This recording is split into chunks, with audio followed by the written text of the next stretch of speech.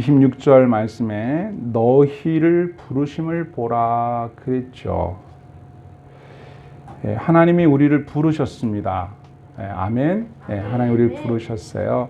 이 부르신다는 말이 헬라어로 에클레시아의 어근이 되는 말이에요. 그러니까 교회라는 말이 헬라어로 에클레시아인데, 교회란 말은 부름받은 사람들의 모임이란 뜻이에요. 그러니까 교회는 부름받은 사람들의 공동체죠. 그죠? 그러니까 여러분이 교회 일원이니까, 여러분이 교회니까 부름받은 거 맞죠. 그죠? 이제 오늘 본문에서는 이제 고린도 교회 성도들에게 바울이 편지하는데, 여러분들은 부름받은 사람들이죠. 그런데 여러분이 부름받은 것이 어떤지 한번 보세요. 다른 말로 하면 하나님이 도대체 어떤 사람을 불러 교회를 이루게 했는지 한번 보세요. 그런 말이에요. 우리를 보면 되죠. 그죠? 고린도 교회 성도들은 고린도 교회 성도들 자기들을 보면 되고, 우리는 우리를 보면 돼요. 하나님이 부르신 게 확실하다면 하나님이 누구를 주로 부르는지를 다른 데서 알 거 없어요. 우리를 보면 알아요. 우리를 보면. 자, 여러분은 어떤 사람들이에요? 오늘 성경에 있는 고린도 교회 성도들과 우리를 비교해 보면 되죠. 고린도 교회 성도들 중에 대다수의 사람들이에요. 그들은 어땠냐면, 자, 육체를 따라 지혜로운 자가 많지 않아요. 지혜로운 사람도 있죠. 그런데 대부분은 지혜롭지 못해요. 또 여기서 육체를 따라라고 하는 것은 세상 사람들이 볼 때 지혜로운 사람, 그러니까 공부 많이 한 사람, 뭐 그런 말이죠. 또 능한 사람이 많지 않다. 능한 사람도 있죠. 그런데 대부분이 약해요. 능력이 있다는 것은 세상적으로 잘 나간다. 그런 말이죠. 누가 봐도 저 사람 같이 일하면 일 잘할 것 같아. 저 사람 스카우트해 와야 될 것 같아. 이렇게 능력 있는 사람이거든요. 그런데 고린도 교회 성도들은 그렇지가 않았대요. 그 다음에 문벌 좋은 자가 많지 않다. 문벌, 이게 학벌인데 학벌. 어디까지 나왔어? 가방끈이 길어, 짧어, 뭐 이런 거예요. 그 다음에 니네 어디 가문이야? 어디 출신이야? 집안이 어디야? 뭐 어느 뼈다구 있는 집안이야? 없는 집안이야? 뭐 이렇게 물어볼 때 문벌이 있냐? 그렇게 얘기하죠. 근데 많지 않대요. 있긴 있는데 대부분은 아니에요. 그러니까 고린도 교회 성도들은 어떤 사람들이냐면, 우리식으로 표현하면 그냥 평범한 사람인데 그보다 조금 밑에 평범한 것에 좀 밑에. 여러분은 어떠셔요? 여러분들은 이렇게 평범한 것에 조금 위에 상위, 아래? 딱 거기. 여러분의 부르심을 보면 하나님이 어떤 분을 좋아하는지 알 수 있어요. 결론적으로는 하나님은 여러분을 좋아하신다 그 말이에요. 그래서 불렀어요. 우리가 볼 때는 나보다 더 나아 보이는 사람이 있잖아요. 그렇죠? 나보다 더 이렇게 뭐 문벌도 좋고 지혜도 있고 능력도 있는 사람 많이 있는데 왜 하나님 나를 불렀어? 나는 평범한 것에 조금 모자란데. 물론 우리 중에는 우리가 생각할 때 평범한 것보다 조금 더 위에 계신 분도 있죠. 다 그런 건 아니에요. 성경에 있는 그대로 많지 않다는 거는 그런 분도 있는데 대부분은 안 그렇다는 얘기지, 에브리바디 다 그렇다는 건 아니에요. 그런데 대부분 다수가 부족하고 연약한 사람들이 교회를 이루고 있더라. 그 말씀이죠. 하나님은 약한 자를 부르신다.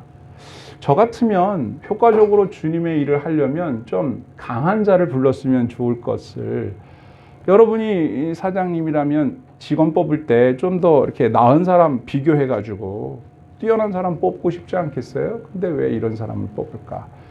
여러분 왜 그런 줄 아세요? 사장님이 능력이 부족해서 그래. 그래서 사장님이 다 할 수 있으면 아무나 뽑아도 되는데 사장님이 혼자 다 못하니까 직원을 필요로 하는 거 아니겠어요? 그렇잖아요? 그러니까 나 혼자 하려니까 벅차. 나를 도와줄 만한 사람을 뽑는 거예요. 그 직원을 뽑을 때 이왕이면 사장님이 내가 보니까 넌 나보다 또 나은 것 같아. 넌 안 돼. 넌 나보다 공부를 너무 했어. 안 돼. 넌 나보다 더 잘생겼어. 안 뽑아. 이렇지 않잖아요. 사장님은 나이가 드셨고 내가 보니까 어유 자네는 나보다 공부를 더 많이 했구만. 자네는 나보다 능력이 더 많을 것 같아. 자네가 우리 회사에 오면 아유 내가 너무 좋을 것 같아. 그렇지 않겠어요? 사장님이 나보다 더 공부 잘하고 너보다 더 능력 있고 나보다 더 대단한 사람 뽑으려고 하지. 그렇지 않겠어요? 그러면요 하나님은 어떠실까요? 하나님은 혼자 다 할 수 있어요? 없어요? 혼자 능력이 되죠. 그렇죠? 그러니까 하나님은 누가 오든지 간에 상관이 없어. 하나님 혼자 다 할 수 있어요. 사람을 뽑을 때 하나님이 당신이 힘이 벅차서 뽑는 게 아니야. 하나님이 혼자 하기가 심심해. 그래서 뽑은 것도 아니에요. 하나님이 누구를 뽑는다면 하나님이 그 사람을 위해서 뽑는 거지 하나님을 위해서 뽑는 게 아니에요. 저와 여러분들을 하나님이 부르신 이유가 뭐예요? 여러분들에게 은혜와 복을 주시려고. 그래서 여러분들을 부르신 줄 믿습니다. 그게 부른 거예요. 하나님 앞에서는 다 부족하죠. 세상적인 기준으로 볼 때는 그렇지만 다 도토리 키재기예요. 다 거기서 거기예요. 그러니까 하나님이 우리를 부르신 이유는 우리가 약해서 불렀다기보다는 약한 사람이니까 부른 거예요.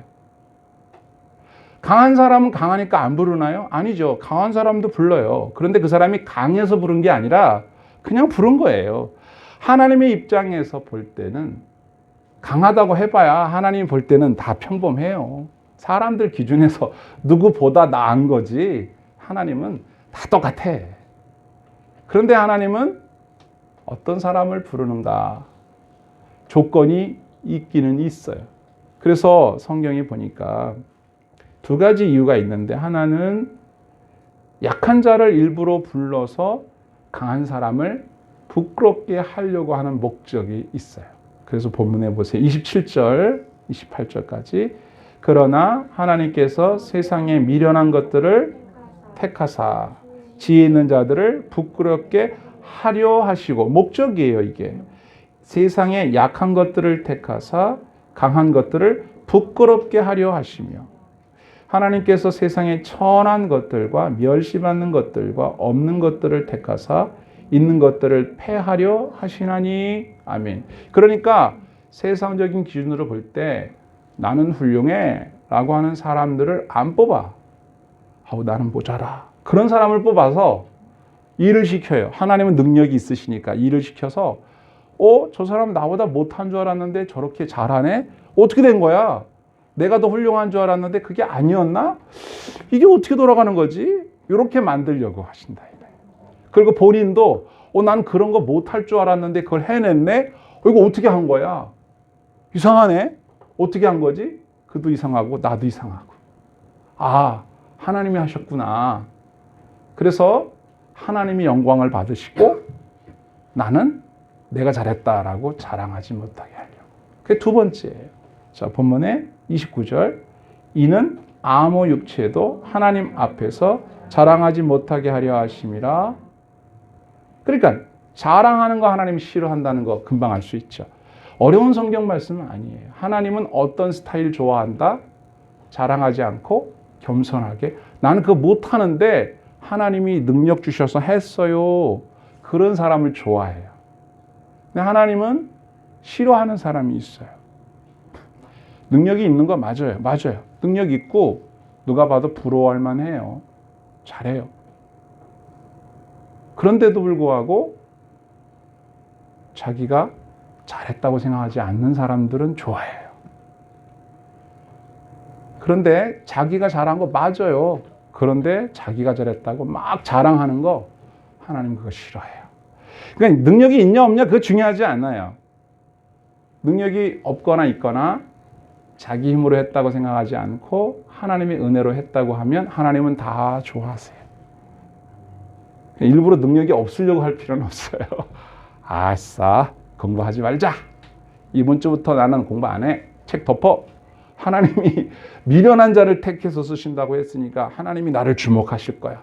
나는 하나님이 집중하여 특별하게 생각하는 사람이 되고 싶어. 공부 안 해?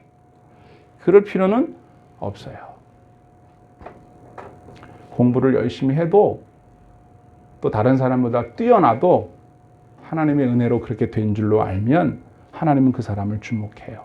중요한 핵심은 우리 자신이 하나님의 은혜로 사는지 내 힘으로 사는지 그걸 명확히 알기만 하면 되는 거죠.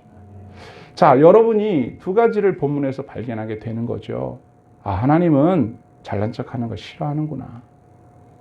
그런데 하나님은 나같이 못난 사람에게 힘을 줘서 그 일을 할 수 있게 해줄 수 있는 분이구나. 세상에서는 나를 안 뽑지만 하나님은 나를 뽑아서 그냥 못하는 채로 그냥 쓰시는 게 아니라 잘할 수 있게 만들어 놓고 쓰시는구나. 그래야 내가 잘해서 한 거라고 얘기 안 할 줄 아시니까. 근데 원래 잘하는 사람 뽑아 놓으면 그게 하나님의 은혜인지 자기 능력인지 본인이 헷갈리니까 골치 아파. 그래서 웬만하면 잘 안 쓰려고 하는 거예요. 이제 아시겠죠? 어떻게 살아야 하나님의 주목을 받고 하나님의 인정을 받을지 우리는 말씀을 통하여 금방 알아요. 그리고 하나님이 유난히 자랑하는 걸 싫어하는구나. 성경에 이렇게 노골적으로 써놨단 말이죠. 자, 그러면 결론적으로 우리가 어떻게 하기를 바라는 건지를 정리를 좀 해볼게요. 첫째는 우리가 겸손하게 살아야 되잖아요. 근데 어떻게 해야 겸손해질 수 있는가? 그 겸손도 되게 어려운 거예요, 사실은. 쉽지 않아요. 근데 겸손하는 방법을 굳이 좀 말해달라면 이렇게 정리할 수 있어요. 첫째, 우리는 누구인지를 아는 거죠. 내가 누구인지를 알면 겸손하기가 쉬워요. 오늘 본문에서 우리를 누구라고 소개하냐면 우리는 그리스도 안에 있는 사람이라고 소개합니다. 30절 보세요. 자, 너희는 하나님으로부터 나서 그리스도 예수 안에 있고, 우리의 포지션이, 우리의 위치가 어디냐면 그리스도 안에 있어요. 그런데 우리가 그리스도 안에 있게 된 것은 무엇 때문이냐면 아무나 다 그리스도 안에 있는 게 아니거든요. 누가 그리스도 안에 있어요? 앞에 있죠.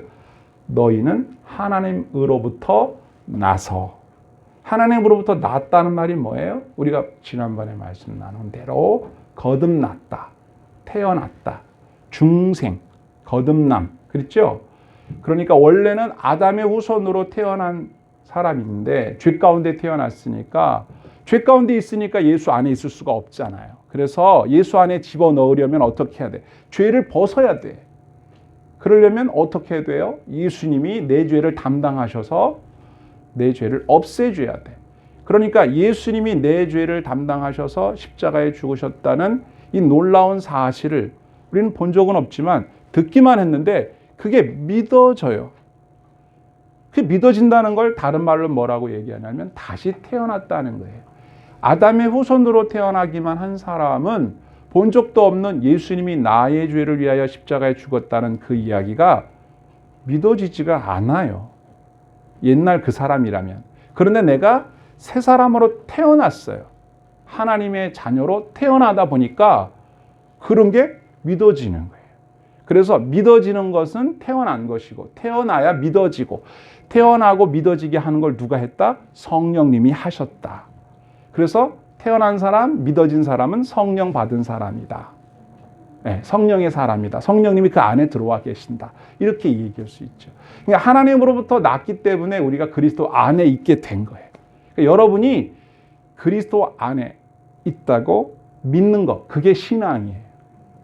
여러분이 그리스도 안에 있음을 믿으시기 바랍니다. 이거는요, 성경이 우리에게 분명히 가르쳐주는 진리인데 우리가 이 건물 안에 들어와 있다는 것 상당히 실제적이지 않습니까? 이보다 더 실제적인 거예요, 사실은.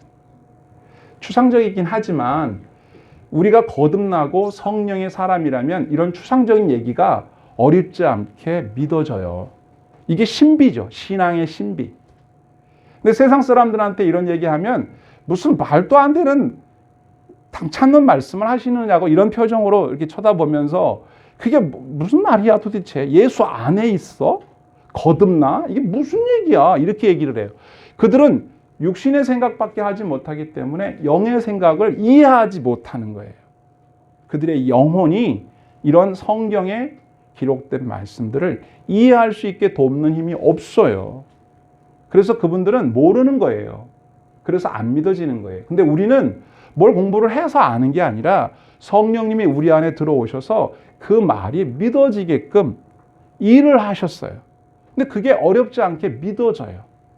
그러니까 기독교 신앙을 갖는 건 노력으로 되는 게 아니라 신비한 일이고 그런 걸 우리가 하나님의 은혜라고 하는 거예요. 믿어지는 게 은혜죠. 은혜. 은혜라는 말은 영어로 grace라고 하지만 본래 헬라어 원문으로는 이 은혜라고 하는 말은 선물이라는 뜻이에요. 선물. 그러니까 하나님이 우리에게 준 선물이죠. 이 믿음이. 그렇죠? 네. 저와 여러분이 이 선물을 받으신 거예요. 믿으시면 아멘. 너무 감사하죠. 그렇죠? 우리가 그리스도 안에 있다고 생각을 해보세요. 그러면 우리가 누군지를 알게 돼요. 아, 우리는 하나님의 자녀로서 그리스도 안에 있는 사람이고 또 우리 안에 그리스도가 계신다. 성령님이 계신다. 우리가 그런 사람이에요. 그러면 조금 겸손해질 수 있는 길이 보이죠. 왜냐하면 아까 말씀드린 대로 하나님이 교만한 거 싫어한다고 했잖아요. 그러면 도대체 하나님이 누구시길래 하나님이 싫어하거나 말거나 뭔 상관이야. 난 내 마음대로 할래. 이게 보통 사람들이라면 우리는 하나님이 어떻게 생각하시는가가 되게 중요해요. 네, 그분 자녀니까. 그죠? 중요하지 않습니까? 그래서 그리스도 안에 있는 사람은 겸손한 것이 좋구나. 그렇게 되는 거예요. 교만하면 안 되는구나. 아이고, 내가 또 교만했네. 아이고, 그러면 안 되는데. 세상에서는요, 그 뭐라고 안 합니다. 조금 잘난 척 하는 건 오히려 자기를 드러내는 일이기 때문에 자신감 있어 보이고 멋져 보여요. 그리고 아니면 괜찮은 사람이 자기 괜찮다 그러는 거 그게 흉하지 않아요. 뭐 배우들 있잖아요. 배우. 잘생긴 남자들. 네? 그런 사람들이 좀 잘생겼는데 그럴 때 여러분 밉상 아니잖아요. 괜찮잖아요. 또 예쁜 우리 저 자매들 그 TV에 나오는 그 저기 탤런트들 예쁜 척하고 공주인 척 할 때 좀 얄밉긴 하지만 부럽잖아요. 그런 사람들이 하는 말 틀린 말 아니거든요. 자기가 자기를 잘 아는 거니까. 근데 예수님을 믿는 사람, 하나님을 아는 사람은요. 자기가 거울을 봐도 자기가 봐도 깜짝깜짝 놀래. 어쩜 이렇게 이쁠 수가 있나. 그래도 사람 앞에서 그렇다고 막 얘기는 안 해요. 속으로만 생각하지. 왜? 그러면 하나님이 뭐라 할까 봐 마음에 캥기는 거예요. 사람들이 대놓고 얘기는 안 해도 훌륭한 거, 잘생긴 거, 멋진 거 보면 부러워하죠. 부러워해요. 안 그런 사람 없어요. 우리도 다 부러워해요. 그런데 그것을 최고의 가치로 여기게 되면서부터 문제가 발생을 해요. 그게 최고야. 그래서 성령을 하고 막 좀 더 나아 보이기 위해서 그죠? 치장을 좀 지나치게 하고 또 나는 좀 없는 사람이니까 열등감 안 빠지려고 좀 과도하게 비싼 옷을 입는다든지 그럴 마음이 생기거든요. 좀 차라도 좀 좋은 차를 타면 좀 폼이 나지 않을까. 예, 무시하지 않을까. 예, 차가 좀 더러우면 백화점 같은 데 갈 때 왠지 조금 발레 파킹 안 해줄 것 같은 그런 생각 들고 봉고차도 발레 파킹 해주시나요? 이렇게 꼭 물어봐야 될 것 같아요. 그 사람들이 무슨 상관이에요? 다 해주는 거잖아요. 뭐 무슨 차를 타고 왔든 양복을 입고 왔든 무슨 상관이에요? 내 돈 내고 내가 밥 먹는데. 근데 괜히 좀 차가 이게 좀 그러면 마음이 위축되는 마음을 갖는다. 이게 왜 그러느냐면 우리가 하나님의 자녀고 그리스도 안에 있다라고 하는 이 분명한 확신과 믿음이 없으면 세상 사람들처럼 외적인 것에 자꾸 마음을 뺏기게 돼요. 그러다 보니까 우리 자신이 겸손해지는 게 아니라 이제 열등감을 갖게 돼요. 열등감이 아니라 겸손을 말하는 거예요. 겸손. 자기 자신을 드러내거나 다른 사람보다 위에 있다고 생각하지 않고 나는 그냥 보통 사람이에요. 이렇게만 생각할 수 있는 마음을 갖는다는 게 쉽지 않아요. 누가 조금만 뭐라고 하거나 그러면 무시당했다고 화나지 않습니까, 여러분? 식당에서 누가 조금만 나를 무시하는 듯한 눈빛으로 바라보면 먹고 있던 포크를 들어서 공격하고 싶지 않아요? 누가 뭐라 할까 봐 실천에 옮기진 않지만 이런 마음이 든다면 나를 무시해. 내가 그렇게 없어 보이나? 뭐 이러면 그렇죠. 그런 마음을 우리가 안 갖는 척 여러분도 지금 표정이 나는 절대 그런 적 없어 그런 표정을 하고 있지만 다 있어요. 보여요. 다 보인다고 속에. 우리 삶 속에 하나님이 나와 함께 하시고 내가 그리스도 안에 있다고 하는 것을 확고하게 생각하는 건 대단히 중요해요. 당당하게, 떳떳하게. 그렇죠? 외적인 것에 치중하지 않으면서. 그 사람들도 나를 그렇게 봐야 되겠지만 중요한 건 내가 나를 그렇게 먼저 봐야죠. 당당하게. 두 번째는 우리가 갖고 있는 모든 능력들이 주님께로부터 왔다는 확신을 갖는 게 중요해요. 자, 성경 30절 하반절에 예수는 하나님으로부터 나와서 이거는 달라요 우리하고. 우리는 하나님께로부터 나선데 예수님은 하나님으로부터 나왔어요. 예수님은 하나님이에요. 우리는 하나님의 자녀라면 예수님은 하나님의 똑같은 동등하신 하나님이에요. 하나님으로부터 나와서 우리에게 뭘 줬어요? 지혜와 의로움과 거룩함과 구원함이 되셨다.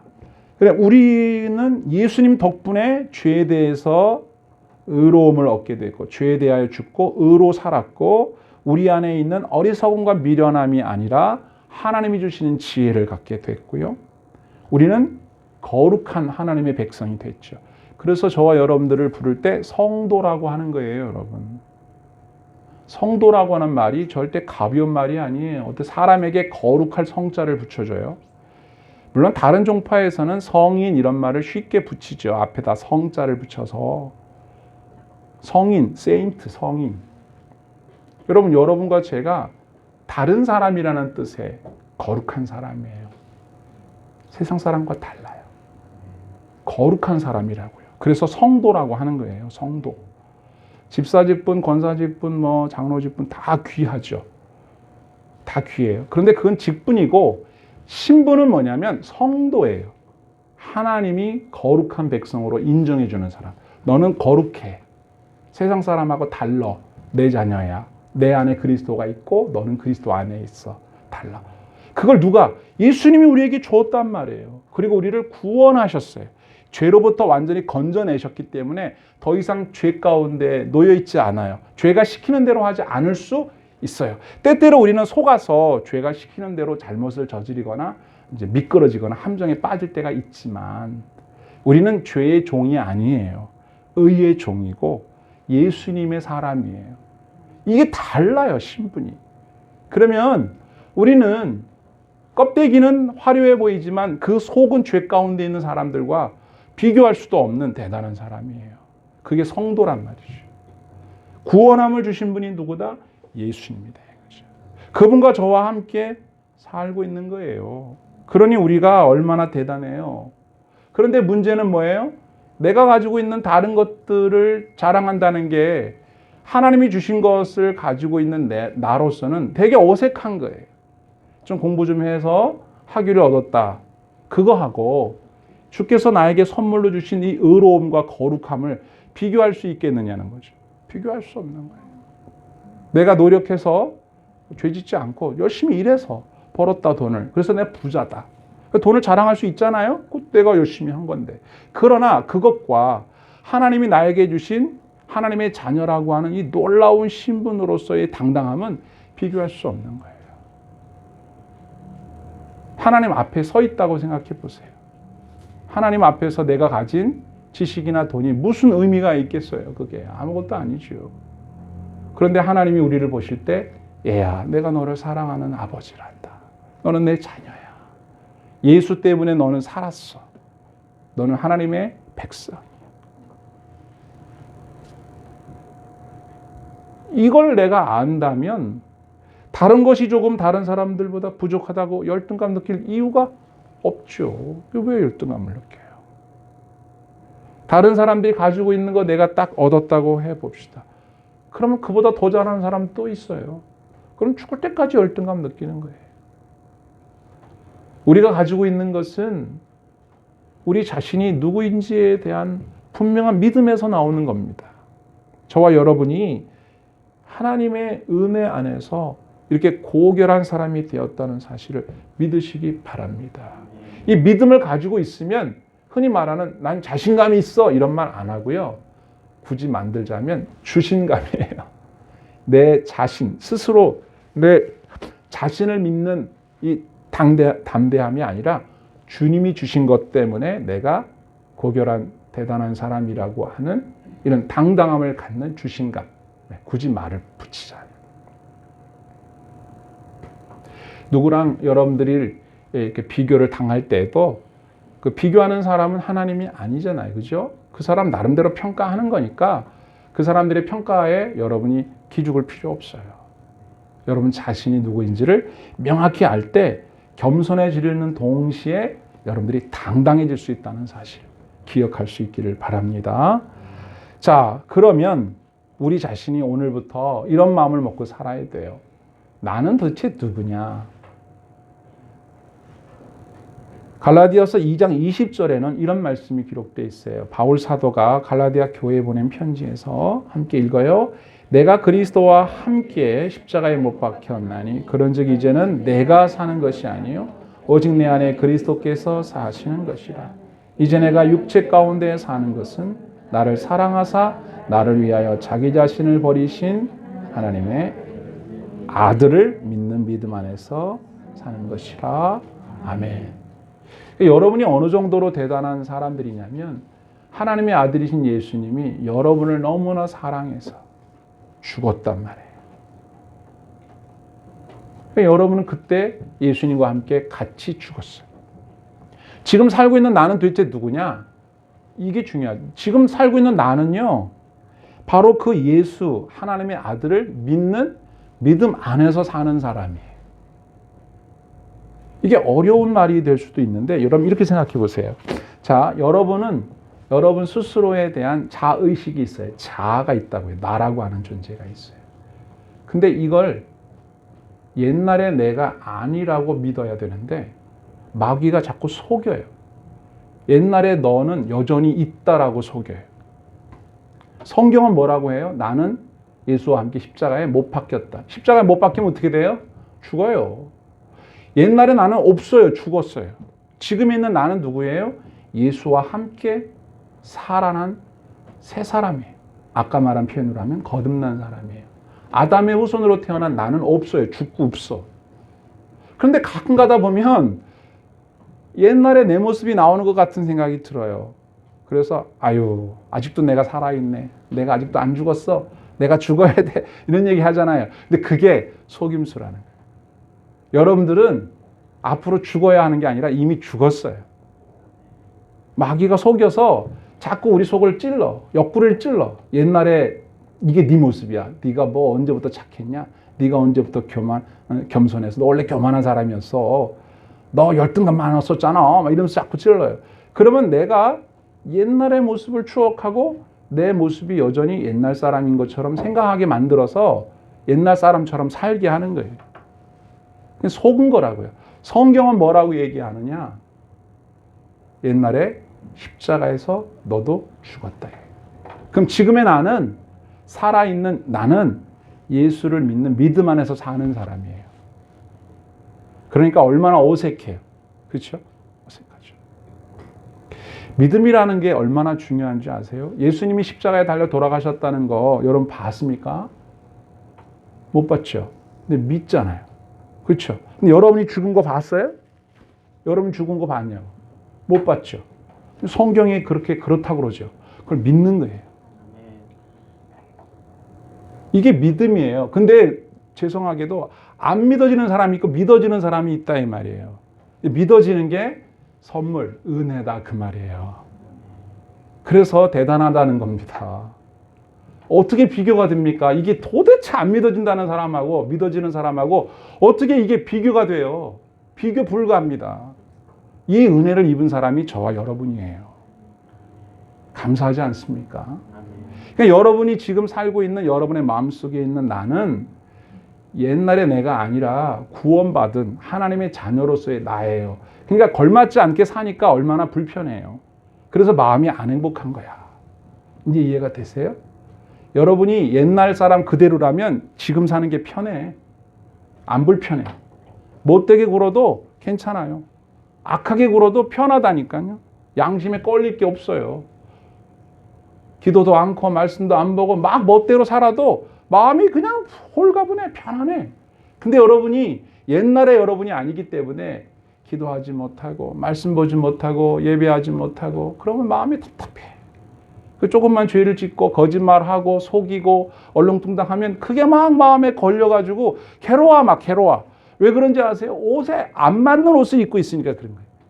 그런 걸 벗어버려야 되는데 그걸 이제서야 벗어버린다라고 생각하면 안 되고 예전에 이미 벗었는데 여러분 자신에 대해서 잘못 알고 있도록 마귀가 속이기 때문이에요. 여러분 자신이 구원받은 하나님의 백성으로서 옛사람은 이미 죽었다 믿으시기 바랍니다. 여러분 죽었어요. 옛날 사람은 아니. 지금 새 사람이란 말이에요. 그리고 점점점 더 새로워지고 있는 거예요. 뭐 심리학에서 말하는 여러분들의 어린 시절로 돌아가서 뭐 그때로 돌아가서 해결하고 그럴 필요 없어요. 예수님을 아는 사람은 우리의 과거에 매여 있지 않아요. 자유할 수 있어요. 여러분 어린 시절에 상처가 있었다고 해도 그거는 상관이 없어요. 주님의 은혜로 여러분들은 새 사람이 된 줄 믿으시기 바랍니다. 새 사람답게 사시면 돼요. 이제는. 고린도전서 3장 16절에서 너희는 너희가 하나님의 성전인 것과 하나님의 성령이 너희 안에 계시는 것을 알지 못하느냐 이렇게 묻지요. 알아야 된다는 거예요? 몰라야 된다는 거예요? 알아야 된다는 거예요. 근데 고린도 교회 성도들이 잘 모르는 분들이 있었어요. 우리처럼. 그래서 이 설교를 하는 거예요. 이제부터 여러분들은 새로워질 겁니다. 뭐 새로워진 사람으로 새롭게 변화될 겁니다가 아니라 이미 여러분은 새로워진 사람. 그리스도 예수 안에 있는 자는 새로운 피조물이니 이전 것은 지나갔으니 새 것이 되었도다. 될 것이다가 아니라 되었도다예요. 새 사람답게 이제 살기만 하면 되는데 자꾸만 우리 마음에 그렇게 믿지 못하도록 우리의 믿음을 흔들어 놓는 역사가 있다는 것을 가르쳐 드리는 거예요. 아하, 그렇구나. 자, 그럼 끝으로 바울 사도라고 하는 사람은 우리보다 비교한다면 되게 공부도 많이 하시고 문벌도 좋고 대단한 분이었잖아요. 근데 그분도 깨달은 거예요. 아, 그런 건 중요한 게 아니구나. 진짜 중요한 건 하나님의 능력이 내게 머물러 있는 것이구나. 근데 내가 교만한 마음을 먹고 자꾸만 하나님의 은혜로 산다는 것을 잊어버리면 능력이 내게 머물지 못하겠구나. 그걸 깨달았어요. 그래서 전하고 있습니다. 우리에게 고린도후서 12장 9절 시작. 나에게 이르시기를 내 은혜가 내게 족하도다. 이는 내 능력이 약한 데서 온전하여 짐이라 하신지라. 그러므로 도리어 크게 기뻐함으로 나의 여러 약한 것들에 대하여 자랑하리니 이는 그리스도의 능력이 내게 머물게 하려 함이라. 아멘. 여러분이 약한 모습 그대로 하나님 앞으로 나오시면 돼요.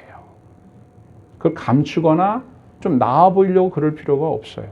그래도 하나님은 그 안에 은혜와 능력을 부어주시기 때문이죠.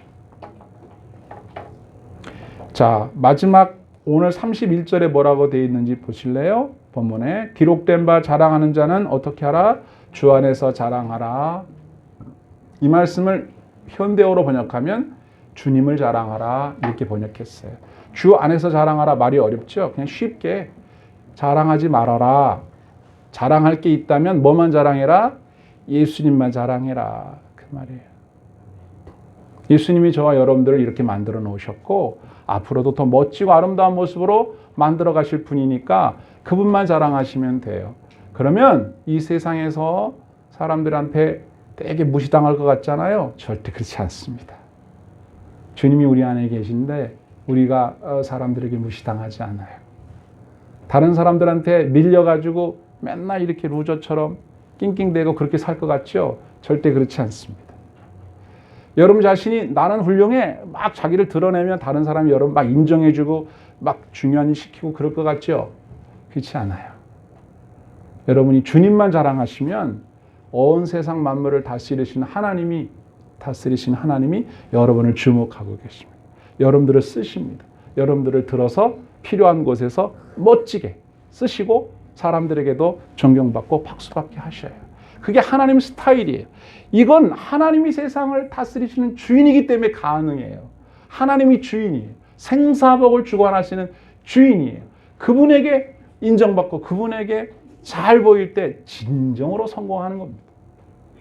저와 여러분이 부디 이것을 몸소 체험하시고 이것이 나의 간증이요, 이것이 나의 찬송이로다 간증하게 되는 은혜가 있게 되기를 주의 이름으로 축원합니다. 아멘.